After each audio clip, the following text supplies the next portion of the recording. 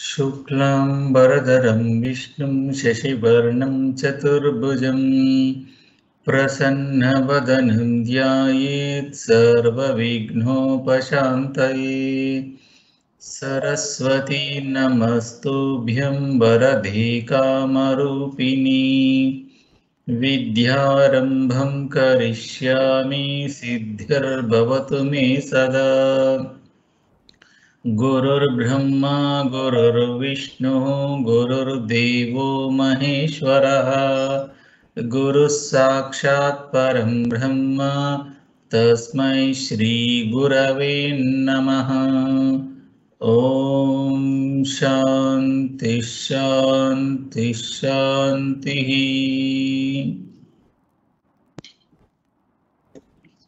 ఆత్మీయ యోగ బంధువులందరికీ స్వాగతం. రెండవ రోజు ఉపన్యాసాలకి మనం ఇంత క్రితం తరగతిలో స్వామి వివేకానందులు చెప్పినటువంటి ఒక సూక్తిని విన్నాం.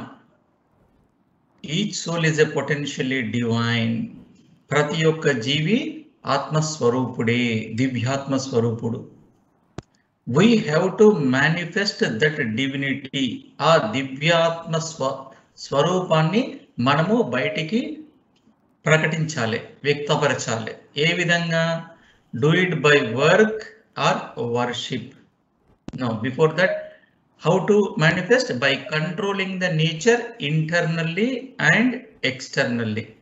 మన యొక్క స్వభావాన్ని, మన యొక్క ప్రకృతిని అంతరంగికంగాను బహిరంగంగాను దాన్ని నియంత్రిస్తూ మనలోని దివ్యాత్మ చైతన్యాన్ని మనము బయటికి వ్యక్తపరచాలి. మరి ఏ విధంగా నేను నా యొక్క ప్రకృతిని, నా యొక్క స్వభావాన్ని నేను ఆంతరికంగా ప్లస్ బహిరంగంగా చేయగలను, ఏ విధంగా నియంత్రించగలను అనేటువంటి ఒక సందేహం వస్తుంది. ఆ సందేహం వచ్చినప్పుడు దానికి సమాధానంగా ఏం చెప్పారంటే స్వామి వివేకానందుల వారు, డూ ఇట్ బై వర్క్, కర్మ ద్వారా. కర్మ అంటే ఇక్కడ కర్మయోగం ద్వారా, ఆర్ లేదా బై వర్షిప్ మీన్స్ లేదా భక్తి యోగం ద్వారా, ఆర్ సైకిక్ కంట్రోల్, ఆర్ లేదా రాజయోగం ద్వారా. సైకిక్ కంట్రోల్ అంటే ఇక్కడ ఆ మనసుని నియంత్రించడము, దాన్నే రాజయోగం అని కూడా అంటాం మనం. ఓకే, రాజయోగం ద్వారా, ఆర్ లేదా ఫిలాసఫీ, దాన్ని జ్ఞానం అంటే జ్ఞానయోగం ద్వారా. మళ్ళీ ఏమని చెప్తాడంటే do it either by one or more but be free. నేను 4 చెప్పాను కాబట్టి మీరు 4టిలో ఏదో ఒకటి నేను ఎంచుకుంటాను అని మీరు అనుకోవాల్సిన అవసరం లేదు. మీరు అవసరమైతే ఏదైనా ఒకటి తోటన్నా మీరు ముందుకెళ్ళొచ్చు, లేదంటే 2, లేదంటే 3, లేదంటే 4, లేదంటే అన్ని కలిపి మీరు ముందుకు వెళ్ళాలి. అల్టిమేట్గా మన యొక్క లక్ష్యం ఏంటిది? అంతిమ లక్ష్యం ఏంటిది? మనలో ఉన్నటువంటి దివ్యత్వాన్ని మనము బయటికి ప్రకటించడమే, వ్యక్తీకరించడమే. అదే మానవుని యొక్క లక్ష్యం, అదే జీవిత పరమార్థము. దానినే ఇంకొక భాషలో చెప్పాలంటే మోక్షము, కైవల్యము, నిర్వాణము అని రకరకాల పేర్లతో పిలుస్తూ ఉంటాము. అంతా బాగుంది. మరి ఇక్కడ కర్మయోగం అంటే ఏంటిది? భక్తి యోగం అంటే ఏంటిది? జ్ఞానయోగం అంటే ఏంటిది? రాజయోగం అంటే ఏంటిది? స్వామి వివేకానందులు గారు చెప్పారు, బాగానే ఉంది. అంటే ఈ 4 మెథడ్స్ ఇచ్చారు. అంటే 4 మెథడ్స్ అంటే 4 రకాలైనటువంటి యోగాలను మనకి చెప్పడం జరిగింది. మరి ఏంటా యోగాలు అనేది ఈరోజు మన టాపిక్. టాపిక్ ఏంటంటే స్కూల్స్ ఆఫ్ యోగా. సో ఇప్పుడు బయట ప్రపంచంలో చూసినట్టయితే మనము ఎన్నో రకాల యోగాలు ఉన్నాయి. ఎన్నో రకాలంటే ఎన్నో రకాలు. లాస్ట్ టైం కూడా మనకు ఒకరు అడిగారు ఒక ప్రశ్న, సార్ అష్టాంగ యోగా అంటే ఏంటిది అని. నేనేమో పతంజలి మహర్షి అష్టాంగ యోగా అనుకుని కొద్దిసేపు చర్చించడం జరిగింది. తర్వాత మనకు అర్థమైంది ఆ వ్యక్తి మైసూరులో ఉన్నటువంటి అష్టాంగ యోగం గురించి అడుగుతున్నారు అని. అట్లా ఈ రోజు చూసినట్టయితే మనకు ఎన్నో రకాలుగా యోగాలు. అవి ఇప్పటి నుంచి రాలేదు, ఎప్పటి నుండో కొన్ని వచ్చాయి.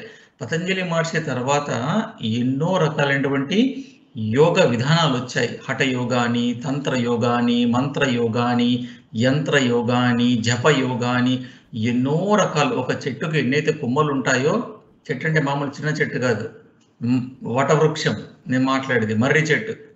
ఒక బనియన్ ట్రీకి ఎన్ని రకాలైనటువంటి కొమ్మలు ఉంటాయో, ఎన్ని రకాల ఆకులు ఉంటాయో, ఆ విధంగా ఎన్నో రకాలు ఉన్నాయి. వీటి అన్నిటినీ మనకి భగవద్గీతలో ఒక్క శ్లోకంలో చెప్తాడు. ఏమంటాడంటే, లోకేస్మిన్ ద్వివిధా నిష్ఠ పురా ప్రోక్త మయా నగా జ్ఞానయోగేన సాంఖ్యానాం కర్మయోగేన యోగినాం. ఏ అర్జున, ఈ ప్రపంచంలో రెండు జీవన విధానాలు ఉన్నాయి అంటాడు అక్కడ. ఏంటా రెండు జీవన విధానాలు అంటే, జ్ఞాన యోగేన సాంఖ్యానాం, ఒక జీవన విధానము జ్ఞానం. రెండవది కర్మయోగేన యోగినాం, రెండవ జీవన విధానము కర్మ. అంటే ఒకటి జ్ఞానయోగ, రెండవది కర్మయోగ. ఈ రెండే జీవన విధానాలు పురాప్రోక్తమయానగా, ఇవి నా నుండి నేర్పించబడ్డాయి, నా నుండి చెప్పబడినవి ఎప్పుడో అని చెప్పాడు భగవద్గీతలో. అంటే ముఖ్యంగా ఉన్నాయి, there are only 2 life styles, రెండే జీవన విధానాలు. ఒకటి జ్ఞాన మార్గము, రెండవది కర్మ మార్గము. శ్రీనివాస్ సార్, ఇప్పుడే కదా మీరు 4 అన్నారు, మళ్ళీ అప్పుడే 2కి వచ్చారేంటి? 4 తర్వాత మళ్ళీ ఇంకా చెప్పారు మీరు ఎన్నో కోకలలు ఉన్నాయన్నారు, ఒక చెట్టుకి ఎన్ని కొమ్మలు ఉన్నాయి, అన్ని కొమ్మల్లాగా ఎన్నో ఉన్నాయన్నారు. ఏంటి శ్రీనివాస్, మీరు 3 రకరకాల మాటలు మాట్లాడుతున్నారు. ఒకటేమో ఎన్నో ఉన్నాయని చెప్పారు, రెండేమో స్వామి వివేకానంద 4 అని చెప్పారు, ఇప్పుడేమో శ్రీకృష్ణుడు 2 అని చెప్తున్నారు. మాకేది చెప్పాలి? ఎగ్జామ్లో ఏం రాయాలి? ఒకవేళ అడిగితే మేము ఏం చెప్పాలి? అదే కదా కన్ఫ్యూజన్. మరి మిమ్మల్ని అందరినీ కన్ఫ్యూజ్ చేయకపోతే మీకు టీచింగ్ ఎట్లా అర్థమవుతుంది? లేదా కథలు చెప్పినట్టు ఉందనుకో, వింటూ ఉంటాం, మధ్య మధ్యలో తోలుతూ ఉంటాం, అయిపోతుంది క్లాసు. అందుకే మెదడుకి కొంచెం మేత పెట్టాలి. మీరు కూడా నేను చెప్పేది ఏదో కథలు చెప్పినట్టుగా వినడం కాదు, న్యూస్ పేపర్ చదువుతున్నట్టుగా కాకుండా వింటూ ఉన్నది మీరు ఆలోచిస్తూ కూడా ఉండాలి. శ్రవణము, మననము, నిధిధ్యాసనం అనేది మనకి 3 స్టేజీలు. ఇక్కడ శ్రవణం చేస్తూనే మననం కూడా చేయాలి మీరు, ఎందుకంటే యోగులు కాబట్టి మీరంతా. నేను చెప్పింది 3టికి నేను కట్టుబడి ఉన్నాను, మీకు చెప్పిన 3టికి. ఈ 3టిని మనం ఏం చేయాలంటే ఇప్పుడు ఒక అనుసంధానపరచాలి, ఒక సిస్టమేటిక్గా. ఎప్పుడైతే భగవద్గీతలో నేను శ్లోకం చెప్పానో, ఒకటి కర్మయోగము, ఇంకొకటి జ్ఞానయోగము, ఈ 2 జీవన విధానాలుగా చెప్పారు. జీవన విధానాలు శ్రీకృష్ణుడు చెప్పింది. మరి భక్తి యోగము, రాజయోగం ఏమైంది అంటే, భక్తి యోగము, రాజయోగము ఈ 2 కూడా ఈ రెండిట్లో ఉంటాయి. కర్మయోగంలో కూడా భక్తి యోగము, రాజయోగము అవసరమే. జ్ఞాన యోగంలో కూడా భక్తి యోగము, రాజయోగము నిగూఢంగా ఉంటాయి. అందుకోసమనే శ్రీకృష్ణుడు లోకేస్మిన్ ద్వివిధా నిష్ఠ అన్నాడు. నిష్ఠ అంటే జీవన విధానం. సో ఈ జీవన నిష్ఠ అని చెప్పాడు భగవాన్ శ్రీకృష్ణుడు. కర్మయోగ నిష్ఠ, జ్ఞానయోగ నిష్ఠ. సో కర్మయోగము అని ఎప్పుడైతే అంటామో అందులో భక్తి అనేది ఉంటుంది. భక్తి అనేది లేకపోతే కర్మయోగం అనేది చేయలేము. మనం చూడబోతున్నాం కొద్దిసేపట్లో. అదేవిధంగా రాజయోగం ఏం చెప్తుంది? మనస్సుని నియంత్రణ చేయడం చెప్తుంది. అంటే మనస్సు నియంత్రణ లేకపోతే కర్మయోగం కూడా చేయలేం మనం. సో మనం ఒక కర్మయోగంగా తీసుకెళ్లాలంటే మనకు భక్తి అవసరమే, మనసు యొక్క నియంత్రణ అవసరమే. అదేవిధంగా జ్ఞానయోగంలో మనం జ్ఞానాన్ని పెంపొందించుకోవాలనుకున్నా, జ్ఞానాన్ని ఆర్జించాలన్నా మనకు భక్తి ఉండాలి. గురు వేదాంత వాక్యేషు విశ్వాస అని చెప్తారు ముండకోపనిషత్తులో చెప్తుంది. గురు వేదాంత వాక్యేషు విశ్వాస, శ్రద్ధ అంటే ఏంటనేది. సో భక్తి అనేది అక్కడ కూడా అవసరమే. అదేవిధంగా మనసు అనేది నియంత్రణ అవసరం. జ్ఞానయుగంలో కూడా మనసు ఎటో వెళ్ళిపోయింది అనుకోండి, మన తెలుగు సినిమా పాటల్లాగా ఎటో వెళ్ళిపోయింది మనసు అని మీరు పాడుతూ ఉంటే ముంగటవాడు ఏం చెప్తుండో కూడా అర్థం కాదు. ఏదో చెప్పేవాడు చెప్తూ ఉన్నాడు, మన మనసు మాత్రం ఎక్కడికో వెళ్ళిపోయి ఏదో ఆలోచిస్తున్నాం. కాబట్టి మనసు కూడా నియంత్రణ ఉండాలి మనం జ్ఞానాన్ని పొందాలంటే. ఇప్పుడు మీరు ఈరోజు అందరు క్లాసులో ఎవరెవరైతే ఉన్నారో మీ మనసు కనుక మీరు ఇక్కడ లేకపోతే మీకు ఏమీ అర్థం కాదు. ఏదో నేను మాట్లాడుతూ ఉంటాను, మీరు వింటూ ఉంటారు అంతే. వినడమే జరుగుతుంది తప్ప శ్రవణం జరగదు ఇక్కడ. సో కాబట్టి మనసు అనేది తప్పకుండా అక్కడ ఉండాల్సిందే. ఎక్కడైతే మనము ఏదైతే వింటున్నామో ఆ శ్రవణ ఇంద్రియం వెనకాల మనసు పెట్టాల్సిందే. అప్పుడే మనకు జ్ఞానం అనేది వస్తుంది. కాబట్టి ఇక్కడ భక్తి ప్లస్ రాజయోగము, మనస్ నియంత్రణ, ఈ రెండు కర్మయోగంలోనూ ఉన్నాయి, ఈ రెండు జ్ఞానయుగంలోనూ ఉన్నాయి. సో దీనికి ఏం చేశారంటే స్వామి వివేకానందుల వారు బయట ప్రపంచానికి 4 యోగాల కింద ప్రసారం చేయడం జరిగింది. ఎందుకంటే ఒక్కొక్కరికి ఒక ఆప్షన్ ఇవ్వడం, మన యొక్క సైకాలజీ ప్రకారం కానీ, మన యొక్క తత్వం ప్రకారం కానీ, మన యొక్క స్వభావం ప్రకారము ఏదన్నా ఒకటి తీసుకొని మనం ముందుకు వెళ్ళాలనేటువంటి ఉద్దేశం. మీరు ఎక్కడ దేంతోటి మొదలు పెట్టినా చివరిగా 4 యోగాలు రానే వస్తాయి అందులో. ఇది ఎట్లా అంటే మనము మ్యాగీ నూడిల్స్ చేసుకుంటాం కదా, నూడిల్స్ చేసుకొని తినేటప్పుడు అందులో ఒక్కటి తీయడానికి ట్రై చేయండి. ఒకటి తీస్తే ఒకటే వస్తుందా? ఒకటి తీస్తే దాని వెనకాల ఇంకా 3-4 వస్తాయి, గుత్తిలాగా బయటకు వచ్చేస్తుంది. అట్లానే యోగాలు కూడా మీరు ఏ ఒక్క యోగంలో ప్రవేశం పొందినా నెమ్మదిగా మనం సాధన చేస్తూ పోతున్న కొద్ది ముందుకి అన్ని యోగాలు మనకి రావడం జరుగుతుంది. ఫైనల్ గా రీచ్ అయ్యేది ఒకటే ఉంటుంది, గోల్. అందుకోసమని స్వామి వివేకానందుల వారు 4 యోగాలుగా దీన్ని ప్రాచుర్యం చేయడం జరిగింది. ఇంకా చూసినట్లయితే మనకు ఇంకా ఎన్నో యోగాలు ఉన్నాయి, మంత్రయోగము, జపయోగం అని. ఇవన్నీ ఎన్ని ఉన్నా అన్నీ కలిపి ఈ 4గిట్లకే వస్తాయి. ఈ 4 ఆ 2గిట్లకే వస్తాయి. మీరు ఏ యోగమన్నా చెప్పండి, ఏ పేరన్నా చెప్పండి, ఏ విధానాన్న మీరు అనుసరించండి, ఏదన్నా మీరు ఉపాసన చేయండి, మీ ఇష్టం. బట్ అవన్నీ కలిపి ఈ 4గిట్లోకి వస్తాయి. భక్తి, జ్ఞాన, కర్మ, రాజయోగం. మళ్ళీ ఈ 4 కలిపి 2గిట్లోకే వస్తాయి. కర్మనిష్ట, జ్ఞాననిష్ట. ఈ 2 కలిపి మళ్ళా ఒకటే దగ్గరికి వెళ్ళిపోతాయి, మోక్షం ఆర్ నిర్వాణము. గోల్ ఒకటే. మీరు కర్మయోగం నుంచి మొదలు పెట్టండి, జ్ఞానయోగం నుంచి ఇంకేదన్నా తీసుకోండి, తంత్రమేనండి, మంత్రమేనండి, యంత్రమేనండి. ఫైనల్గా మనకు కావాల్సింది ఏంటిది? బీ ఫ్రీ అని చెప్పాడు స్వామి వివేకానంద. మీరు ఫ్రీగా ఉండండి. ఫ్రీగా అంటే భావబంధాలు లేకుండా ఫ్రీగా ఉండండి. ఈ ఫ్రీగా ఉండడమే మోక్షము అంటాం. సో మోక్షంకి ఇంకొక నిర్వచనం ఇస్తాను ఇక్కడ. మోక్షం అంటే మీరు ఏదో అనుకోకండి, అయ్యో మేము ఏదో యోగా వాలంటీర్స్ కోసం వచ్చాము, ఏదో కాస్త శరీరాన్ని కొంచెం అటు ఇటు వంచి ఆరోగ్యం పొందడానికి వచ్చాము, ఏంది మీరేమో పెద్ద పెద్ద లెక్చర్స్ ఇస్తున్నారు మాకు మోక్షము అనేటువంటి ఫీలింగ్ రావచ్చు మీకు.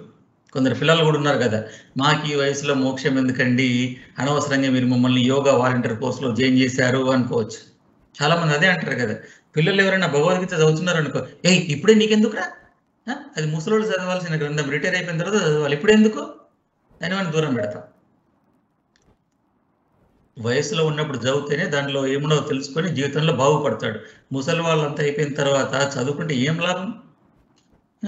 లాభం ఉంటుంది కానీ సమాజానికి ఏం ఉపయోగం లేదు, వ్యక్తిగతంగా కూడా అంతగా పెద్దగా ఏం ఉపయోగం లేదు. సో విషయం ఏంటిదంటే అల్టిమేట్ గోల్ ఒకటే, మోక్షం. మోక్షము అనగా నేమి? మోక్షం అనగా ఆనందం, సంతోషం. నేను ఆనందంగా ఉండాలి అనుకోవడమే నాకు మోక్షం కావాలి. ఎప్పుడు కావాలి మీకు మోక్షము? మీరు ఎప్పుడు ఆనందంగా ఉండాలనుకుంటున్నారు? ఈ రోజు ఆనందంగా ఉండాలనుకుంటున్నారా? రేపు ఆనందంగా ఉండాలనుకుంటున్నారా? లేకపోతే వచ్చే వారం ఆనందంగా ఉండాలనుకుంటున్నారా? ఎప్పుడు ఉండాలనుకుంటున్నారు? మన ప్రకాష్ సార్ ఒక్కరే అన్మ్యూట్ చేసి చెప్తారు అందరి తరఫున. సార్ మీరు ఎప్పుడు ఆనందంగా ఉండాలనుకుంటున్నారు చెప్పండి. నిత్యం. నిత్యమా? ఈ రోజు, రేపు, ఎల్లుండి, next week, next month, next year. Oh my god. పొరపాటున మనకు ఇంకో జన్మ ఉంటే ఆ జన్మలో కూడా సంతోషంగా ఉండాలని కోరుకుంటాం కదా. దాన్నే మోక్షం అంటారు. అంటే ప్రతి ఒక్కరు, ప్రతి జీవి మోక్షం వైపే వెళ్తున్నాము, ఆనందంగా ఉండడం కోసం వెళ్తున్నాం. మీరు ఎప్పుడైతే నేను ఈరోజు ఆనందంగా ఉండాలనుకుంటున్నాను, రేపు ఆనందంగా ఉండాలనుకుంటున్నాను, వచ్చే వారం ఆనందంగా ఉండాలనుకుంటున్నాను అంటే దాని అర్థం ఏంటిది? మీరు ఇప్పుడు ఆనందంలో లేరని అర్థం. నాకు ఎప్పుడైతే ఆనందం కావాలి, నాకు సంతోషం కావాలి అని నేను అనుకుంటున్నానో అంటే దాని అర్థం నేను సంతోషంగా లేనని అర్థం. అంతే కదా, ఎప్పుడైనా మనం లేనిదే కదా కోరుకునేది, ఉన్నది కోరుకోము కదా. మనకి మెడ మీద ఒక తల ఉంది, కావాలంటే రెండో తల కోరుకుంటాం తప్ప మెడ మీద ఒకటే తల ఉంటుంది కదా. ఉన్నది కోరుకోం, లేనిది మాత్రమే కోరుకుంటాం. అంటే నాకు సంతోషం కావాలి, నాకు సంతోషం కావాలి అని కోరుకుంటున్నామంటే నేను సంతోషంగా లేను అని అర్థం. ఎందుకు సంతోషంగా లేను? మరి ఆత్మ యొక్క స్వరూపం ఏంటిది? సచ్చిదానంద స్వరూపం అంటారు. మరి నేను ఎందుకు సంతోషంగా లేను? నా స్వభావము సంతోషము అయినప్పటికీ నేను సంతోషంగా లేను. దీనికి ఒక చిన్న రెఫరెన్స్ ఇస్తాను, ఒక ఎగ్జాంపుల్, ఒక ఉదాహరణ. నేను డిగ్రీ చదువుతున్న రోజుల్లో ఒకసారి మేము నేషనల్ యూత్ కాన్ఫరెన్స్ వెళ్ళాము రామకృష్ణ మఠంలో, ఒక 2000 మంది యూత్. అక్కడ విద్యార్థులలో ఒక విద్యార్థి ఒక ప్రశ్న వేశాడు స్టేజ్ పైన ఉన్నటువంటి ఒక స్పీకర్కి. ఏంటంటే, భారతదేశము సంపన్నమైనటువంటి దేశము అయినా కానీ భారతీయులందరూ పేదవారు, మెజారిటీ. నేను చెప్పేది 20 years ago. ఎందుకని? భారతదేశము సంపన్న దేశము కానీ భారతీయులందరూ పేదవాళ్ళు, కారణం ఏంటి అని ప్రశ్న అడిగితే స్టేజ్ పైన ఉన్నటువంటి మహానుభావులు ఏం చెప్పారంటే, ఎస్, భారతదేశం సంపన్న దేశమే, సందేహం లేదు. భారతీయులందరూ, అందరూ అనకుండా భారతీయులు పేదవారు, సందేహం లేదు. కారణం ఏంటో తెలుసా? మన యొక్క బద్ధకము అని చెప్పారు. తెలుగులో ఒక సామెత ఉంది మనకు, అన్నీ ఉన్నా అల్లుడి నోట్లో శని ఉంది అంటారు చూడండి. అన్నీ ఉన్నాయి కానీ అల్లుడి నోట్లో శని. అదేవిధంగా మనకు అన్ని వనరులు ఉన్నాయి కానీ మనం ఏం చేస్తున్నాం? మన యొక్క బద్ధకం ఉంది. ఈ బద్ధకం వల్ల మనకున్నటువంటి వనరులని మనము ఉపయోగించుకోలేకపోతున్నాము. అదేవిధంగా నా యొక్క స్వభావము సంతోషము అయినప్పటికీ, నా యొక్క స్వభావము ఆనందము అయినప్పటికీ నేను ఆ ఆనందాన్ని ఎందుకు అనుభవించలేకపోతున్నాను? ఎప్పుడు అప్పుడప్పుడు వస్తుంది పోతుంది ఆనందం, సంతోషం. ఏదో తింటాము, సంతోషంగా ఉన్నాను అని అనుకునే లోపే సంతోషం పోతుంది. ఏదో వింటాం, ఏదో అయిపోతుంది. ఇప్పుడు ఆ ఆనందాన్ని నేను ప్రకటించడం కోసము, మనకున్నటువంటి బద్ధకం తొలగించడం కోసము మనకి ఇచ్చినటువంటి మొట్టమొదటి యోగము అంటే అన్ని యోగాలు మొదటి నుండే ఉన్నాయి. మన ఆర్డర్లో, మనం నేర్చుకునే విధానంలో ఒక సీక్వెన్స్ తీసుకొస్తున్నా నేను. మొట్టమొదటి మనం చదువుకునేది కర్మయోగము. గోల్ ఒకటే, మనం కర్మయోగం చదువుకుంటున్నా, భక్తి యోగం చదువుకుంటున్నా, ఏ యోగం చదువుతున్నా లక్ష్యం అనేది ఒకటే. ఏంటిది అది? నేను ఆనందంగా ఉండాలి. మోక్షం అనేది కూడా పక్కన పెట్టేసండి. మోక్షము, నిర్వాణము అవన్నీ తీసి పక్కన పెట్టేసండి. మన భాషలో మనం మాట్లాడుకుందాం చక్కటి తెలుగులో. నేను సంతోషంగా ఉండాలనుకుంటున్నా, నేను ఆనందంగా ఉండాలనుకుంటున్నా, అదే మోక్షం. దానికి మొట్టమొదటి చెప్పినటువంటిది మన యొక్క పాఠాలలో మొదటి పాఠం కర్మయోగము. సో కర్మయోగంలో 2 పదాలు ఉన్నాయి. ఏంటి ఆ 2 పదాలు? ఒకటి కర్మ, రెండవది యోగము. కర్మ యోగము. కర్మ అంటే మనందరూ తెలుసు, తెలుగులో కూడా మనం ఈ పదాన్ని చాలా విధిగా వాడుతూ ఉంటాం. కర్మ అంటే ఏంటిది? పని, ఆర్ ఇంగ్లీష్లో చెప్పాలంటే యాక్షన్ ఆర్ వర్క్. యోగం అంటే ఏంటిదో మనం చూసాం లాస్ట్ క్లాస్లో. యోగం అంటే జాయినింగ్ ద ఆత్మ విత్ ద పరమాత్మ, మన యొక్క జీవాత్మని పరమాత్మతోటి లీనం చేయడము, కలపడము. యోగా ఈజ్ ఎ టెక్నిక్ అని కూడా చెప్పాను. యోగా అనేది ఒక ఉపాయము, యోగా అనేది ఒక మనకు ఇచ్చినటువంటి ఒక కరణము. కరణము అంటే ఇన్స్ట్రుమెంట్, దేనికి? మన యొక్క ఆత్మని భగవంతునిలో కలపడానికి. మరి ఇక్కడ నేను ఏ కరణం తీసుకుంటున్నాను? ఏంటిదా ఉపకరణము? కర్మని నేను ఉపకరణంగా తీసుకొని కర్మ ద్వారా ఈ జీవాత్మని పరమాత్మలో కలపడానికి చేసేటువంటి ప్రయత్నమే కర్మయోగము. సింపుల్గా చెప్పాలంటే యోగం అంటే తెలుసు కదా, ఆత్మని పరమాత్మలో కలపడం, యూనియన్. ఏ విధంగా కలపాలనుకుంటున్నాను? కర్మని ఆధారంగా చేసుకొని నేను కలపాలనుకుంటున్నాను నా ఆత్మని పరమాత్మలో. కాబట్టి దీనికి కర్మయోగము అనేటువంటి పేరు వచ్చింది. ఈ యోగం అనేది లేకపోతే కర్మ అనేది జస్ట్ యాక్షన్, సింపుల్ వర్క్. మీరు ఏది చేసినా కానీ కర్మనే అవుతుంది, కానీ కర్మయోగం కాదు. మరి ఇప్పుడు ఇంకొక పాయింట్ వస్తుంది, మరి ఈ కర్మని నేను కర్మయోగంగా మార్చడానికి ఏమి చెయ్యాలి? How can I change the karma into karmayoga, or how can I convert the karma into karmayoga? కర్మని ఏ విధంగా కర్మయోగంగా నేను మార్చాలి, అది మనం నేర్చుకోబోతున్నాం. అది నేర్చుకోబోయే ముందు ఇంకా కొంచెం ఉపోద్ఘాతం ఇస్తాను నేను మీకు. ఇప్పుడు మనకు క్లాస్లో ఇక్కడ సుమారుగా ఒక 20-30 మంది ఉన్నారనుకుంటా, నాకు నంబర్ సరిగ్గా కనబడట్లేదు ఇక్కడ. బట్ ఇక్కడ మనకి చాలా మంది ఉన్నారు క్లాసులో, కరెక్ట్ 47 మంది ఉన్నారు, నాతో పాటు కలిపి 48 మంది. ఈ 47 మందికి నేను కాకుండా మీ అందరికీ, ఈ 47 మందికి నేను ఒక పని చెప్తాను. ఈ పని మీరు 47 మంది ఒకేసారి చేయాలి, అండ్ మీరు ఒకేసారి చేస్తున్నారు. మీ 47 మందికి ఫలితము ఒకే విధంగా ఉంటుందా? మీరు తలలు ఊపొచ్చు, ఇట్లా ఇట్లా. ప్రకాష్ సార్ ఒక్కరే ఊపుతున్నారు, మిగతాది మీరు కంప్యూటర్ ఆన్ చేయకుండా కూడా ఊపొచ్చు, వీడియోలు ఆన్ చేసిన వాళ్ళు. సో చాలా మంది చెప్పారు అందరికి ఫలితము ఒకే విధంగా ఉండదు అని చెప్పారు, సంతోషం, మీరు చెప్పింది వాస్తవమే. రెండవది, నేను ఒక్కొక్కరికి ఒక పని ఇచ్చి అదే పనిని ఒక 40 సార్లు వేరే వేరే సమయంలో వేరే వేరే ప్లేసెస్లో చేయమని చెప్తాను. సో మీరు దాన్ని పాటించి చేస్తారు.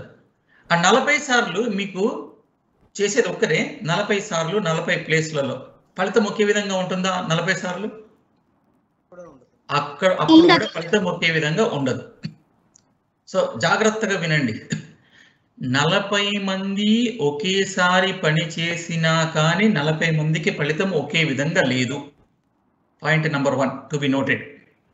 రెండవది, ఒకే వ్యక్తి ఒకే పనిని 40 సార్లు చేసినా కానీ ఫలితం ఒకే విధంగా లేదు. పాయింట్ నెంబర్ 2, రెండవ ముఖ్యమైన విషయం, ఈ రెండింటిపైనే మన కర్మయోగం అంతా ఆధారపడి ఉంది. ఎప్పుడు మనం ఆలోచించకపోతే కర్మయోగం లేదు, యోగం లేదు, కర్మ లేదు. నా నెక్స్ట్ ప్రశ్న, మేము 40 మంది ఒకేసారి పని చేస్తే మాకు ఎందుకు ఫలితం వేరే వేరేగా ఉంది? ఏది కారణం అయి ఉండొచ్చు అనేది మనం ఆలోచించి రాసుకోవాలి.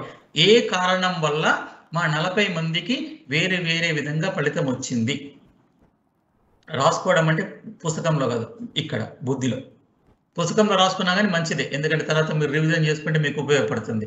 రెండవది, నేను ఒక్కరిని ఒకే పనిని 40 సార్లు వేరే వేరే ప్రదేశాలలో వేరే వేరే సమయంలో చేస్తే కూడా నాకు ఫలితం ఒకే విధంగా రాలేదు.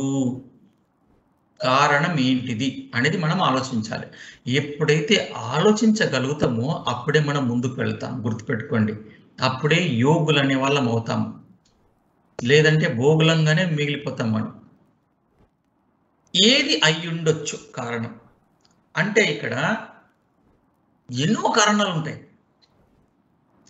నేను పని చేసేటప్పుడు నా మనసు ఎట్లుందో, నేను పని చేసేటప్పుడు ఆ వాతావరణం ఎట్లా ఉందో, అదేవిధంగా నేను ఆ పర్టికులర్ పని చేసేటప్పుడు, ఆ ప్రత్యేకమైన పని చేసేటప్పుడు నేను ఇంత క్రితం చేసినటువంటి కర్మల యొక్క ఫలితం కూడా అప్పుడు రావచ్చు.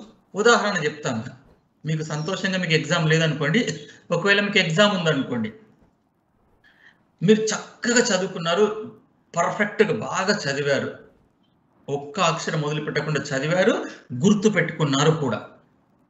అండ్ ఈరోజు మీకు పరీక్ష ఉంది, పరీక్ష హాల్కి వెళ్ళబోతున్నారు, మీకు ఫోన్ వచ్చింది, ఫోన్ ఎత్తారు, ఒక సాడ్ న్యూస్, మనకు తెలిసిన వాళ్ళు కరోనా ద్వారా యోగమయం అయిపోయారు, సమాధి పొందారు, చనిపోయారు అనేటువంటి ఒక వార్త.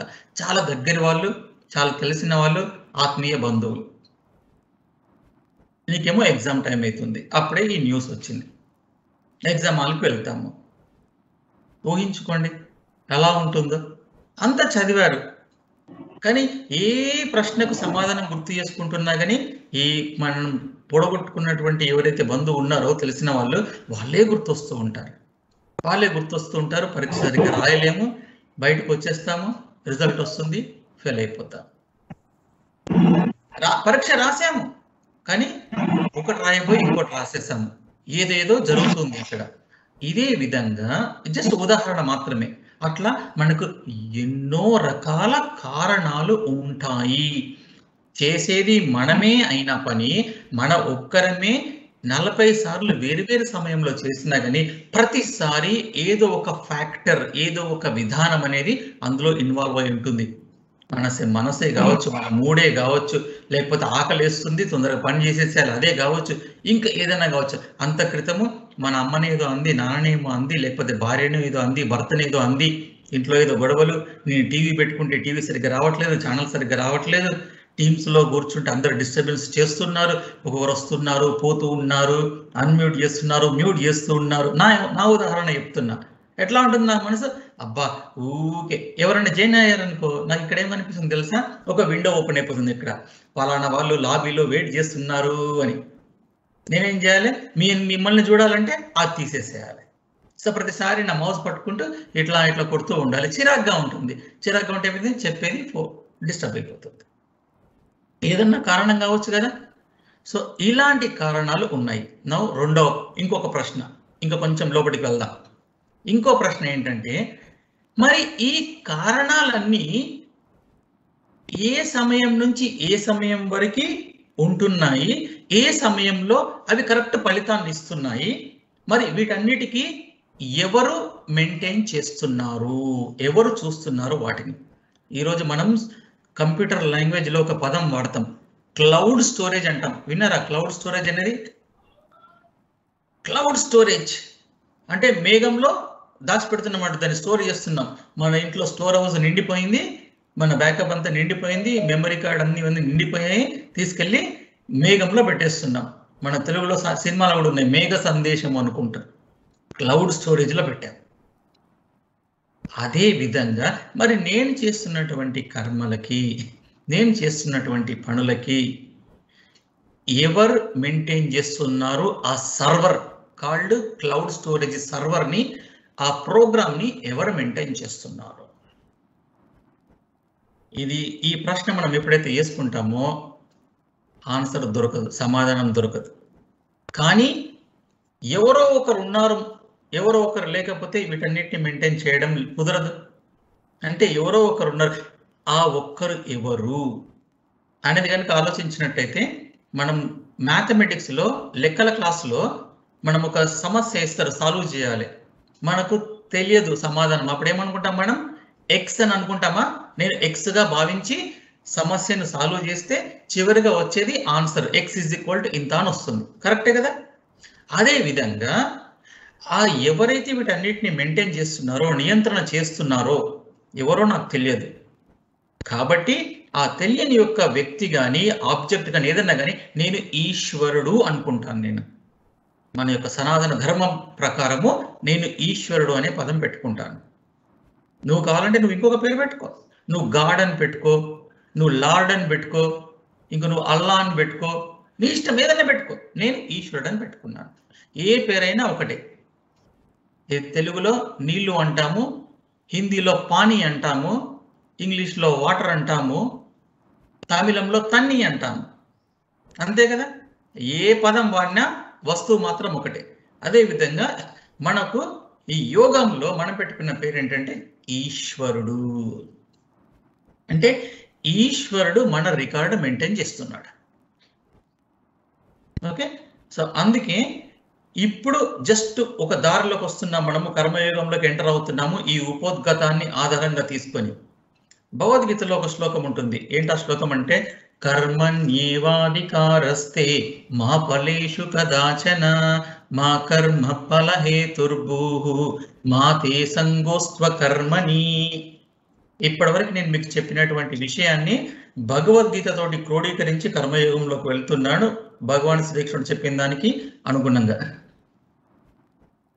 ఇప్పుడు చూసాం మనం, ఒకే వ్యక్తి వివిధ సమయాల్లో పనిచేసినప్పుడు ఫలితం ఏ విధంగా ఉంటుంది, అందరు కలిసి పనిచేసినప్పుడు ఫలితం ఏ విధంగా ఉంటుందని. సో ఎన్ని రకాల ఫలితం ఉంటుంది చెప్పండి? ఏ పని చేసినా మనకి ఫలితము 3 రకాలు. సో మనం ఏ పని చేసినా మనకి మన ఫలితము 3 రకాలుగా ఉంటుంది. ఏంటా 3 రకాలు? ఒకటి అనుకున్న దానికంటే ఎక్కువగా, రెండవది అనుకున్న దానికి అనుకున్న విధానంగా, మూడవది అనుకున్న దానికంటే తక్కువగా. ఇంకేమన్నా ఉందా చెప్పండి? 3 కాకుండా మీరు వ్యతిరేకంగా అన్నా కానీ అనుకున్న దానికంటే తక్కువనే. అది ఒకటి, నేను పరీక్ష రాశాను, నాకు 60 మార్కులు వస్తాయని నేను అనుకున్నాను, నేను రాసిన దాని ప్రకారం. ఎన్ని రకాలుగా ఉండొచ్చు ఫలితము? అనుకున్న దానికంటే ఎక్కువగా, అంటే 60 మార్కుల కంటే ఎక్కువగా రావచ్చు. అది 61 కావచ్చు, 100 కావచ్చు, అనుకున్న దానికంటే ఎక్కువగా.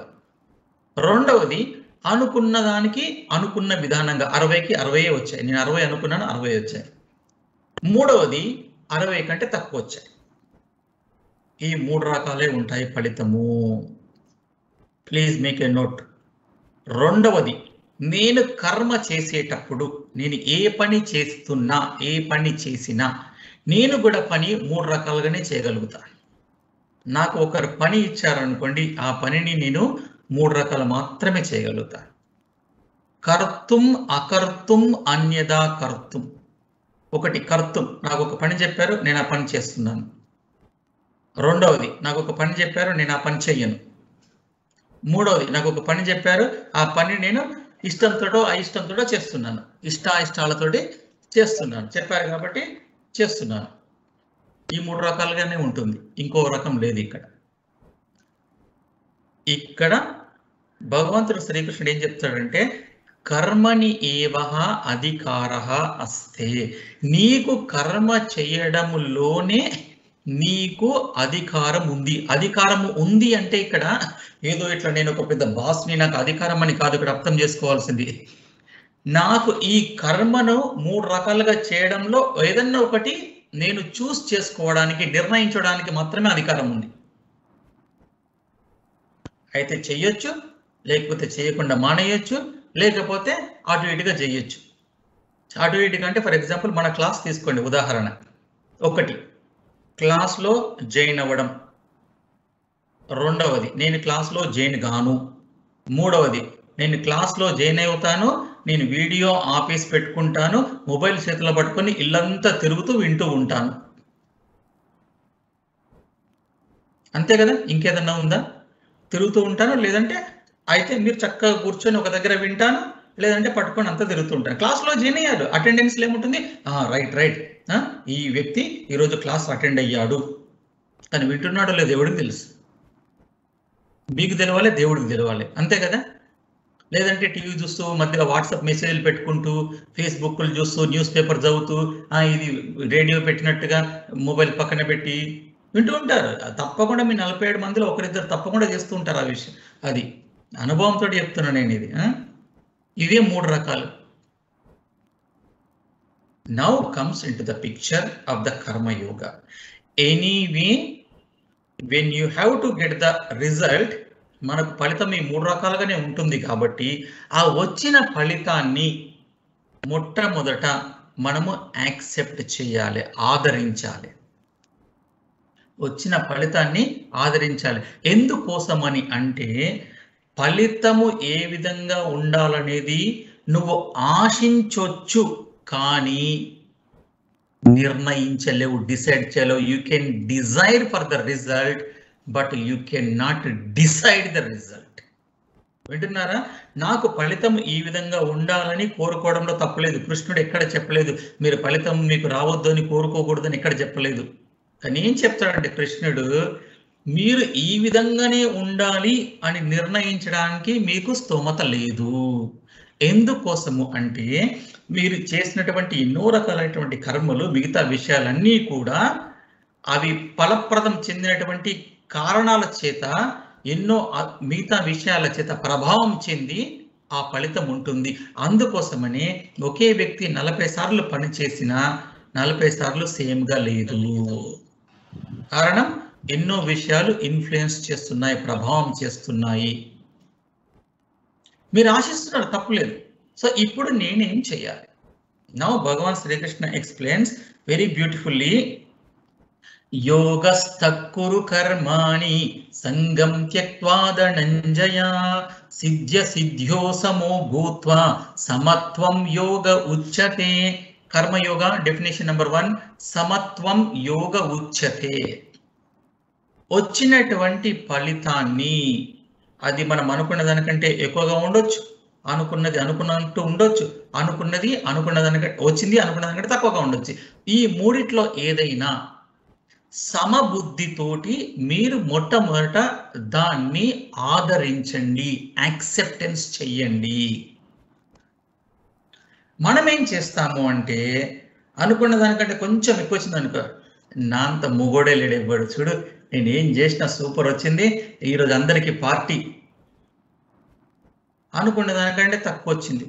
ఎప్పుడు నాకు ఇట్లే జరుగుతుంది తెలుసా, చిన్నప్పుడు స్కూల్లోకి వెళ్ళినప్పుడు కూడా అర్థమైంది. ఇంట్లో కూడా మా అమ్మ నాన్న ఎప్పుడు అట్లే అనేటోళ్ళు. ఇక్కడ పోనీ అని చెప్పి యోగాకి వస్తే యోగాలో కూడా అట్లయింది. ఎప్పుడు నాకే ఎందుకు అవుతుంది అక్క, ఎప్పుడు నాకే ఎందుకు అవుతుంది అన్నా, పొరపాటున కొంచెం తక్కువ జరిగితే నాకే ఎందుకు, పొరపాటున మంచి జరిగింది అనుకో, ఎప్పుడన్నా నాకే ఎందుకు మంచి జరుగుతుంది అని అంటామా? అనం. అది మన మనస్తత్వం. కొంచెం పాజిటివ్గా ఉంటే ఎక్కుంటే నా అంత గొప్పోడు లేడు, విర్రవీగుతాం. కొంచెం తగ్గిపోతే డిప్రెషన్లోకి వెళ్ళిపోతాం. ఈరోజు చేసే పని అదే కదా. పెద్ద పెద్ద ఇండస్ట్రియలిస్టులు, పెద్ద పెద్ద గోల్డ్ మెడలిస్టులు. ఈ మధ్య ఒకరు ఫేస్బుక్లో ఒక పోస్ట్ పెట్టారు, ఇది న్యూస్లో విన్నాను. ఫేస్బుక్లో పోస్ట్ పెడితే ఎవరు లైక్ కొట్టలేదట. ఎవరు లైక్ కొట్టలేదని చెప్పి ఆ వ్యక్తి ఆత్మహత్య చేసుకునే ప్రయత్నం చేశాడు. ఎంత దౌర్భాగ్యం చూడండి, ఆ మనసు ఎంత దౌర్భాగ్యమైన స్థితిలో ఉంది చూడండి. నేను ఫేస్బుక్లో పెట్టాను, నాకు ఎవడు లైక్ కొట్టలేదు కాబట్టి నేను డిప్రెషన్లోకి వెళ్ళిపోయాను. నేను ఎవడు పెట్టమన్నాడు, ఎవడు లైక్ కొట్టకపోతే నువ్వు ఎందుకు డిప్రెషన్లోకి వెళ్ళాలి అంటే we are not ready to accept the situation as they are. మనము జరుగుతున్నటువంటి పరిస్థితుల్ని మొట్టమొదట యాక్సెప్ట్ చేయాలి. నేను అట్లా అని చెప్పి మీకు ఏదైనా తప్పు జరిగితే మీరు బాధపడుతూ ఉండమని చెప్పడం లేదు. మీరు మొట్టమొదట దాన్ని యాక్సెప్ట్ చేయాలి, ఆదరించాలి. అప్పుడే మీరు దాన్ని ఆలోచించి ఇంకా ఏ విధంగా బాగుపడగలుగుతాము అనేది మనం చేయగలుగుతాం. లేకపోతే మైండ్ డిప్రెషన్, 100 మార్కులకి అనుకున్నన్ని మార్కులు రాలేదు, నేను యాక్సెప్ట్ చేయలేదు, ఏమైపోతా డిప్రెషన్లోకి వెళ్ళిపోయి జనాలు వెళ్ళి సూసైడ్ అటెంప్ట్ ఇస్తున్నారు. దానికి ఏం చెప్తున్నాడంటే భగవాన్ శ్రీకృష్ణుడు, సమత్వం యోగ ఉచితే. అరే బాబు, ఫస్ట్ నువ్వు యాక్సెప్ట్ చేయి. ఓకే, నాకు ఇన్ని మార్కులు వచ్చాయా, okay, so let me take it. ఇన్ని మార్కులు వచ్చినాయి, దాన్ని నేను ఆదరిస్తాను.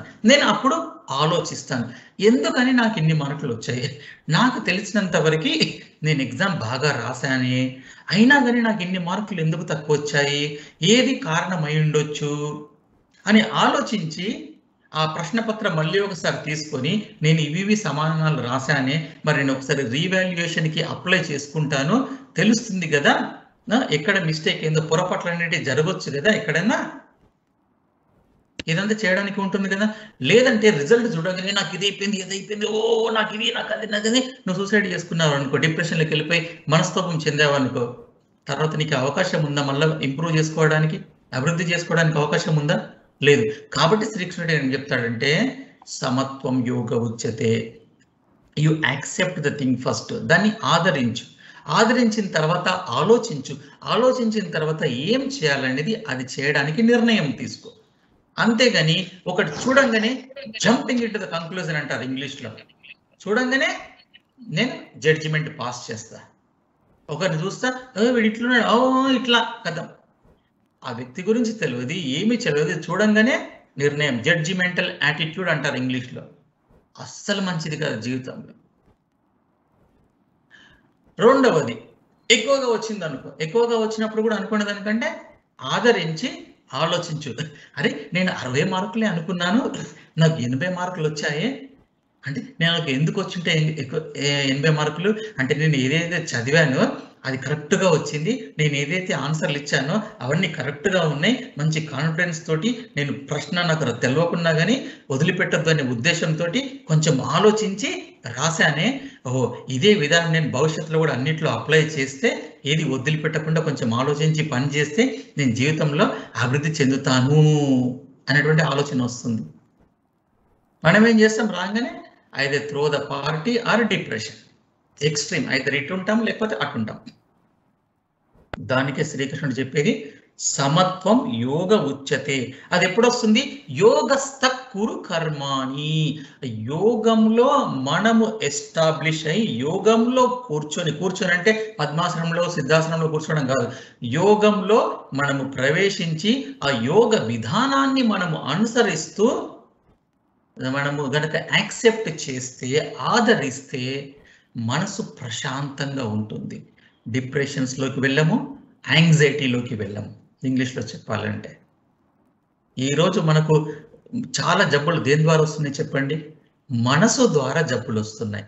వాటిని లైఫ్ స్టైల్ డిజార్డర్స్ అని అంటున్నాం ఇంగ్లీష్లో. ఈరోజు అన్ని లైఫ్ స్టైల్ డిజార్డర్సే. డయాబెటీస్ కానివ్వండి, హైపర్ టెన్షన్ కానివ్వండి, క్యాన్సర్ కానివ్వండి, అన్ని లైఫ్ స్టైల్ డిజార్డర్స్ ఎక్కడికెళ్ళి వస్తున్నాయి? మనసులోకి వస్తున్నాయి. ఆ మనసుని మనము శిక్షణ ఇస్తున్నాము త్రో కర్మయోగం ద్వారా.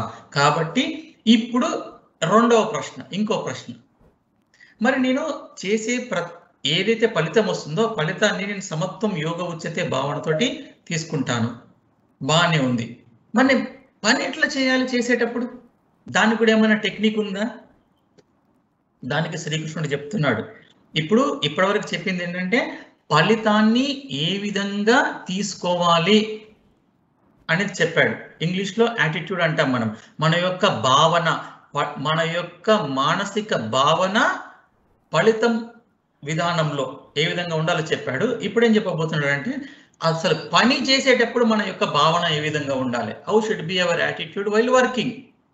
బుద్ధియుక్తో జహాతీహ ఉభే సుకృత దుష్కృతే తస్మాద్ యోగాయ యుజ్యస్వ యోగ కర్మసు కౌశలం. రెండవ డెఫినేషన్ కర్మయోగంలో యోగాకి, యోగ కర్మసు కౌశలం. కౌశలం అంటే ఏంటిది? కుశలస్య భావ కౌశలం. కుశలత, బుద్ధి కుశలత అంటాం తెలుగులో, ఇంటెలిజెన్స్. కౌశలము అంటే ఆ కుశలతతో చేసేటువంటి పనిని కౌశలము అంటాం మనం. సో కర్మసు, దేంట్లో కౌశలము? కర్మసు, మనం చేసేటువంటి పనులలో మనము బుద్ధి కుశలతతో చెయ్యాలి. దానినే యోగము అని అంటారు శ్రీకృష్ణ పరమ భగవంతుడు. ఒకటి సమత్వం యోగ ఉచ్యతే, డెఫినేషన్ ఆఫ్ యోగ. రెండవది యోగ కర్మసు కౌశలం. అంటే నేను చేస్తున్న ప్రతి కర్మలోనూ 100% ప్రావీణ్యంతో ఉండడానికి ప్రయత్నం చేయాలి. 100% అది చక్కగా రావడానికి ప్రయత్నం చేయాలి. ఇంగ్లీష్లో ఏమంటాం 100% పర్ఫెక్ట్. సో మనము ప్రయత్నం చేయాలి. మన భావన ఎట్లా ఉండాలి? 100%, 100% కరెక్ట్ చేస్తున్నట్టు ఉండాలి. ఉదాహరణ చెప్తాను మీకు. గుడికి వెళ్తున్నారు అనుకోండి. గుడికి వెళ్ళేటప్పుడు దేవుడికి ఒక కొబ్బరికాయనో లేకపోతే అరటి పండ్లో ఏదో నైవేద్యంగా తీసుకెళ్తాం. ఎట్లాగా ఈ ముందులోనే ఎట్లా గుడికే పోతున్నా, దేవుడికే కదా ఇచ్చేది, ఇంట్లో పాడనే 2 అరటి పండ్లు ఉన్నాయి తీసుకొని పోతా అనుకుంటారా మీరు ఎప్పుడన్నా? అట్లా ఎలా అనుకుంటారు? అరే నేను దేవుడికి తీసుకెళ్తున్నాడు, గుళ్ళో దేవుడి దగ్గర పెట్టబోతున్నాడు, నాకున్నటువంటి దాంట్లో మంచిది ఏది అనేది ఆలోచిస్తాం. అంటే ఉన్నటువంటి దాంట్లో మంచిది తీసుకెళ్ళిపోయి దేవుడికి ఆఫర్ చేస్తాం. ఇక్కడ కూడా ఏంటిది? మనం ఆత్మ జైనింగ్ విత్ ద పరమాత్మ, అంటే ఈశ్వరుడు అనేటువంటి ఉన్నాడు. కాబట్టి నేను చేస్తున్న ప్రతి కర్మలో యజ్జత్ కర్మ కరోమి తత్తదఖిలం శంభో తవారాధనం. ఇంకొకటి చెప్తారు, కాయేన వాచా మనసేంద్రియైవ బుద్ధ్యాత్మనా వా ప్రకృతే స్వభావాత్ కరోమి యజ్జత్ సకలం పరస్మై నారాయణాయేతి సమర్పయామి. ఏ పని చేస్తున్నా యజ్జత్ కర్మ కరోమి, ఏ మానసికంగా చేస్తున్నా, మనసు ద్వారా చేస్తున్నా, నా యొక్క వాచం ద్వారా చేస్తున్నా, నా యొక్క ఇంద్రియాల ద్వారా చేస్తున్నా, ఏ పని చేస్తున్నా, యద్యత్ కర్మ కరోమి తత్తదఖిలం, అన్ని పనులు శంభో తవారాధనం, నీ యొక్క సేవకే నేను భావిస్తున్నా. నేను చేసే ప్రతి పని ఆ ఈశ్వరుడి కోసమే చేస్తున్నా, ఈశ్వరుడి పనే చేస్తున్నాను అన్న భావంతో చాలు. చదువుకునేటప్పుడు కూడా నేను చక్కగా చదువుకోవాలి, మంచిగా క్లాసులు వినేటప్పుడు కూడా మాకు పాఠం చెప్తున్నారు, ఆ పాఠం వినేటప్పుడు కూడా జాగ్రత్తగా వినాలి. అరే ఉపాధ్యాయుడు వచ్చి మనకు పాఠం చెప్తున్నాడు అంటే ఎంత శ్రమ తీసుకొని ఎంతగా ప్రిపేర్ అయ్యి మన కోసం వచ్చి చెప్తున్నారు. మనమేంటి 47 మంది ఉన్నామనుకో, 47 మందిలో ఎలాంటి భావన ఉండాలంటే ఈ పాఠము నా కోసమే చెప్తున్నారు అన్నటువంటి భావన మనసులో కలిగితే ఆటోమేటిక్గా శ్రద్ధగా వినడం జరిగిపోతుంది. ఏదో చెప్తున్నారు, అందులో ఉన్నాము, అందులో గుంపులో గోవిందం లెక్క మేము ఉన్నాము, ఆయన చెప్తూ ఉంటారు, వీళ్ళు వినేది వింటూ ఉంటారు, మనకు అటెండెన్స్ ఉంటే సరిపోతుంది అనుకున్నాం అనుకో, నీకు ఏమి ప్రయోజనం రాదు. ఎలా ఉండాలి? నా కోసమే చెప్తున్నారు. ఎప్పుడైతే ఈ భావన ఉంటుందో 100% మైండ్ ప్రజెన్స్ ఉంటుంది అక్కడ. లేకపోతే ఇంగ్లీష్లో చెప్పినట్టు బాడీ ప్రజెంట్, మైండ్ ఆబ్సెంట్ ఉంటుంది, ఎటో వెళ్ళిపోతుంది మనసు.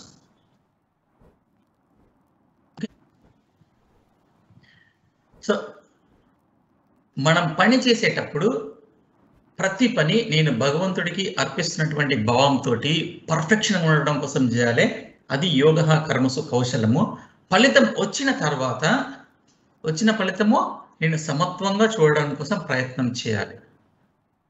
ఈ రెండింటిని కలిపేస్తే అప్పుడే కర్మయోగంగా మారుతుంది. సో దీనికి ఇంకా కొంచెం యాడ్ చేసి చెప్తాను. నేను ఏదైతే పని చేస్తున్నానో యోగ కర్మసు కౌశలం, ఈ యోగ కర్మసు కౌశలంలో నా భావన ఏ విధంగా ఉండాలి? ఈశ్వరార్పణ భావన.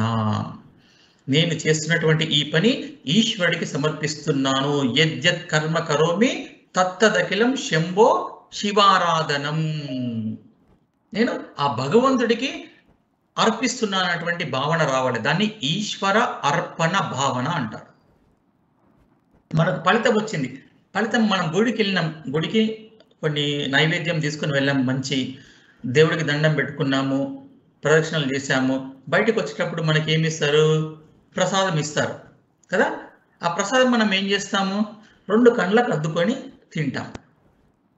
డయాబెటీస్ పేషెంట్ అయినా సరే అక్కడ ఇచ్చినటువంటి తిరుపతి లడ్డు వచ్చింది అంటే, అరే నాకు డయాబెటీస్, నేను లడ్డు తినకూడదు కదా అని అనుకుంటాడు. లడ్డు తినకపోయినా కానీ ఆ లడ్డుని ఏం చేస్తాడు? 2 చేతులకు అద్దుకొని ఇట్లా నమస్కారం పెడతాడు. అయ్యో నేను తినలేకపోతున్నానే, అయినా కానీ ఈ లడ్డు దృష్టి, నా యొక్క దృష్టి లడ్డు వైపు, ఇది భగవత్ ప్రసాదమే అని చెప్పి ఇట్లా కళ్ళకు అద్దుకుంటారు. చూశారు కదా. లేదంటే ఒక చిన్న పార్టికల్ తీసుకొని తింటారు భగవంతుడి ప్రసాదం అని. అది లడ్డే కావచ్చు, అరటిపండే కావచ్చు, ఇంకేదైనా కావచ్చు, ప్రసాదం మిశ్రియే కావచ్చు. కానీ మన యొక్క భావన ఏ విధంగా ఉంది ఆ ప్రసాదం తీసుకునేటప్పుడు, ప్రసాదం తినేటప్పుడు,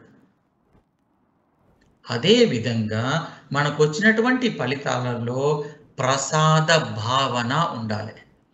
పని చేసేటప్పుడు ఈశ్వర అర్పణ భావనతో యోగ కర్మసు కౌశలం అనే విధానంతో చేయాలి. ఫలితం వచ్చిన తర్వాత ప్రసాద భావనతో సమత్వం యోగ ఉచ్యతేగా తీసుకోవాలి. అప్పుడే కర్మయోగంగా మారుతుంది.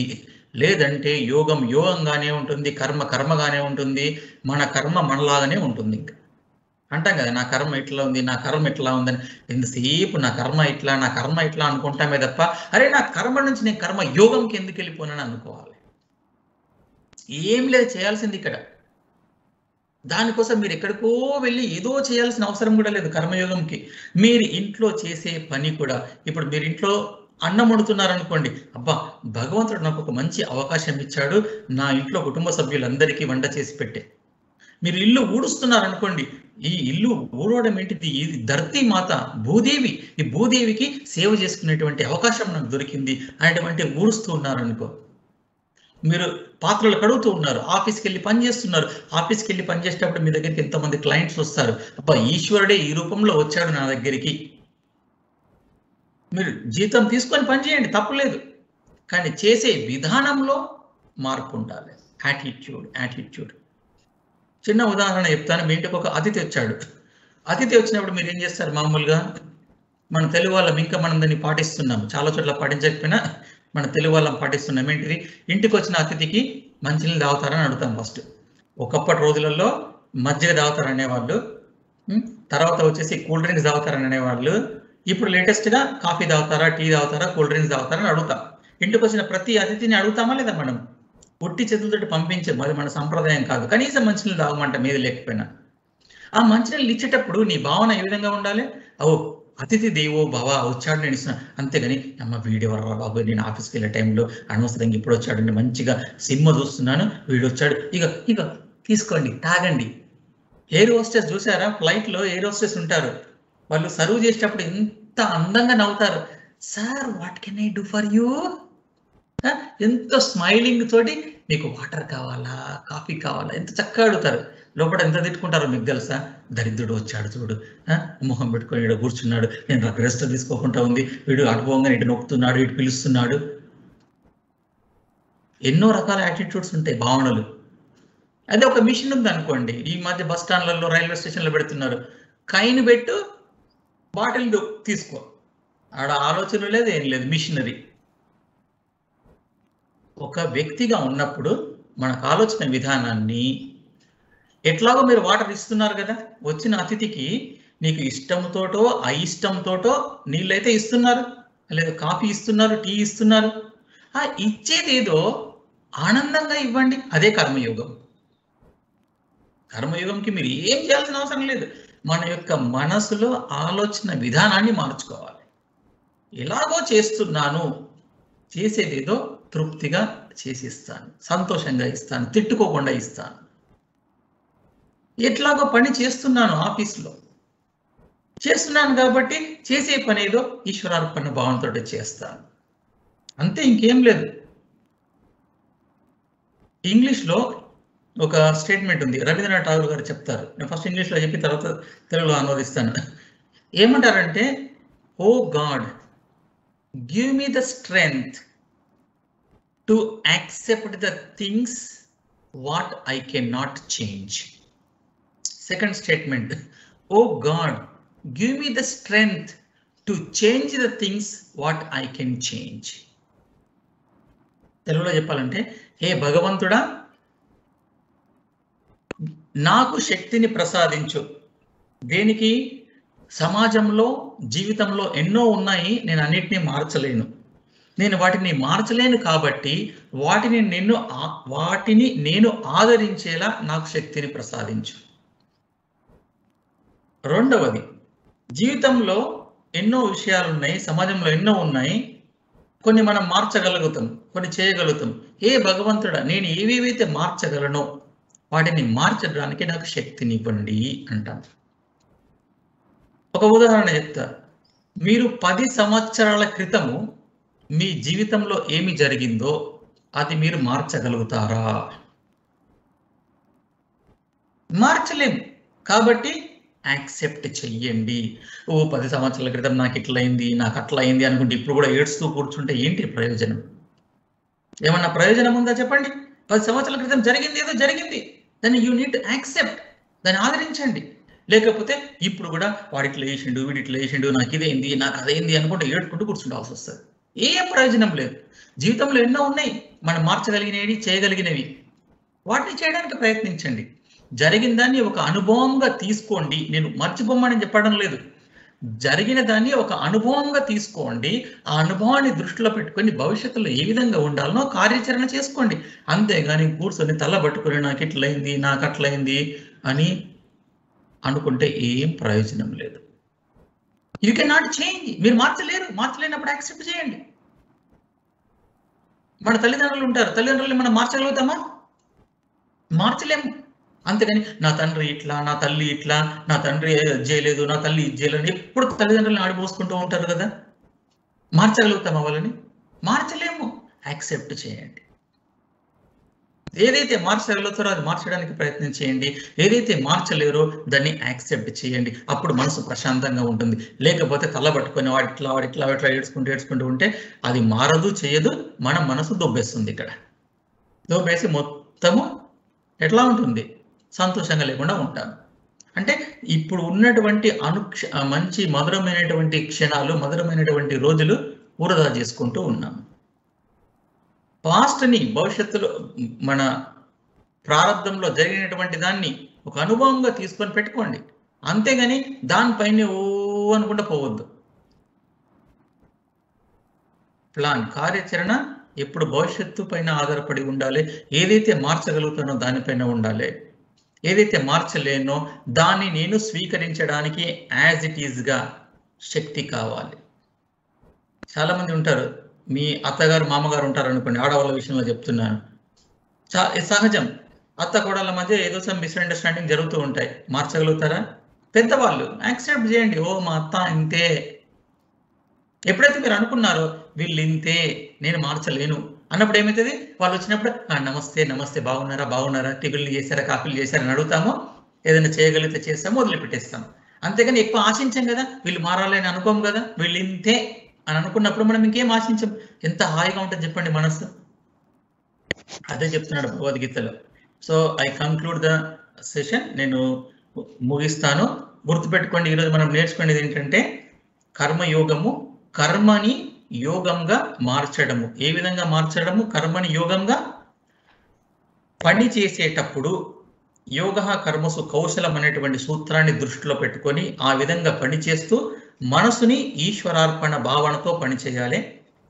ఫలితం వచ్చినప్పుడు సమత్వం యోగ ఉచ్యతే అనేటువంటి సూత్రాన్ని దాన్ని అనుసరిస్తూ ప్రసాద భావనతో స్వీకరించడానికి ప్రయత్నం చేయాలి.